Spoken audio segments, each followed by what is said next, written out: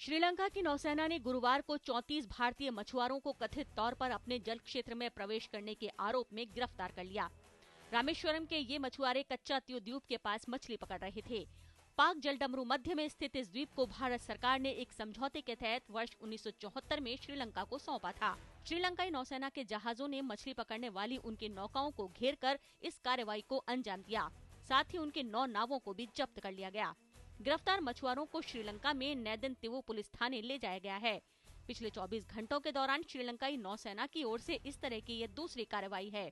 बुधवार को भी श्रीलंकाई नौसेना ने तलाई मन्नार के पास से 19 भारतीय मछुआरों को गिरफ्तार किया था। गुरुवार को संसद के दोनों सदनों में भी ये मसला उठा। डीएमके और एआईडीएमके के सांसदों ने उस मुद्दे को उठाते हुए कहा कि भारत श्रीलंका के बीच जल सीमा में इस तरह की घटनाएं लगातार हो रही हैं और सरकार को इसे रोकने के लिए कदम उठाने चाहिए।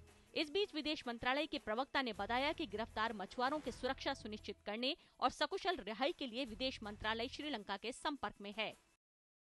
The Ministry of External Affairs did summon the Sri Lankan Deputy High Commissioner earlier today and has emphasized that they should be treated in a humane manner.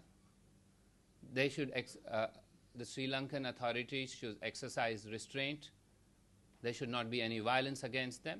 And as per our understanding, we hope that swiftly and expeditiously these fishermen, as is arrangement between Sri Lanka and India, are returned to India.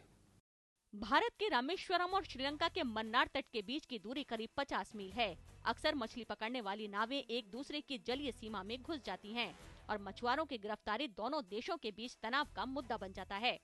इस माह की 3 तारीख को भी श्रीलंकाई नौसेना ने तूतीकोरन तट के पास से 16 भारतीय मछुआरों को गिरफ्तार किया था और सरकार के कूटनीतिक प्रयासों से उनकी रिहाई हो सकी थी। ये मछुआरे बुधवार को स्वदेश लौटे, लेकिन पिछले 2 दिनों में लगातार हुई इन घटनाओं ने इस दिशा में ठोस कदम उठाए जाने की मांग को और तेज कर दिया है।